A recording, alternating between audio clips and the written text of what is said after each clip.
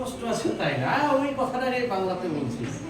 হাঁপাচ্ছে মানে ও ফুসফুস ঠিকঠাক পরিমাণে বাতাস পাচ্ছে না।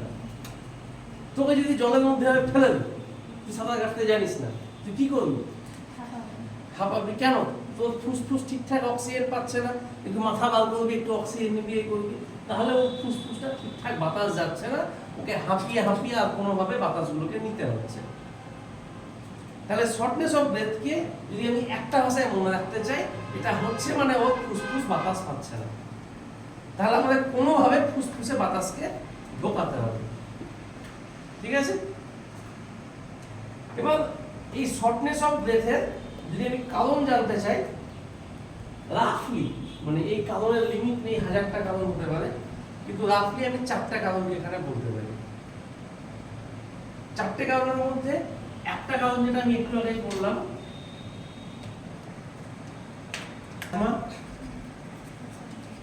বা হাঁপানি।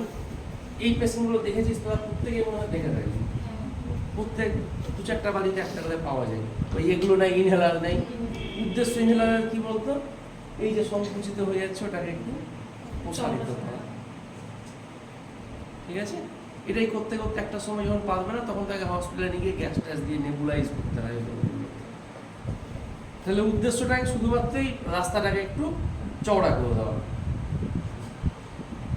শর্টনেস অফ মানে ওই দ্বিতীয় নম্বর কারণ হচ্ছে আমাদের লাঙে ইনফেকশন।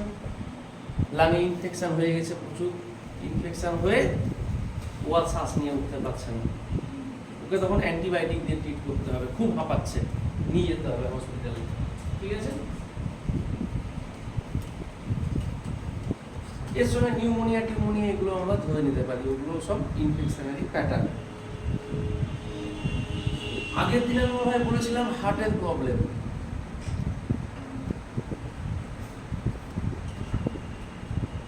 হার্ট ফেলিওর যাকে বলে, ওটা তো শ্বাসকষ্ট, এই শর্টনেস অফ ব্রেথটা হতে পারে। কেন?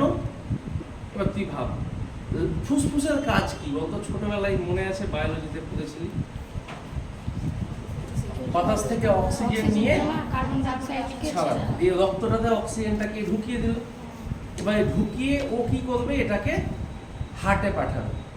যে অক্সিজেনওয়ালা রক্তকে চলো আমি হার্টে পাঠালাম, তারপরে হার্ট এরকম 24 ঘন্টা পাম্প করে করে অক্সিজেনওয়ালা রক্তটাকে গোটা শরীরে পাঠিয়ে দেবে। লাঙের কাজটা হচ্ছে রক্ততে অক্সিজেনটা শুধু নিয়ে হার্টে পাঠিয়ে দেওয়া। হার্টের কাজ পুরো জিনিসটাকে পাঠানো। এবার ধর তোর লাং ঠিক আছে, বাতাস থেকে অক্সিজেন নিচ্ছে, লাং রক্তটা দিয়ে দিচ্ছে, দিয়ে ও হার্টে পাঠাচ্ছে।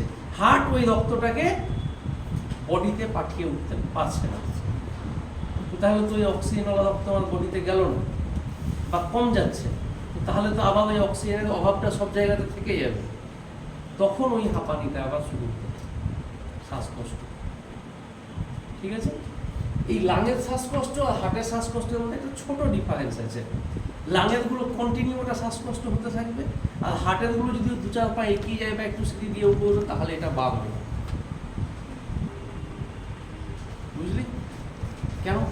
কারণ ও যখন হার্ট তো আমার বডিতে অক্সিজেনটাকে মানে রক্তটাকে চারদিকে নিয়ে যাচ্ছে, যখন ও হাঁটছে তাহলে রক্তের ওই আমার বডিতে অক্সিজেনের ডিমান্ডটাও বাড়ছে। যখন ডিমান্ড বাড়ছে, ওই পরিমাণে আমার ওই রক্তটা অক্সিজেনওয়ালা রক্ত গিয়ে পৌঁছাচ্ছে না, তার জন্য বডি ওই রকমভাবে আরো খারাপের দিকে চলে যাচ্ছে। সবগুলো চোখ অ্যাংজাইটি মানে বুঝিস, বড়কে বলে দিল, বাড়িতে ঝগড়া হয়ে গেল, ও একদম হাঁপলে গেল। বুঝলি? ওটা হচ্ছে ওর অ্যাংজাইটি।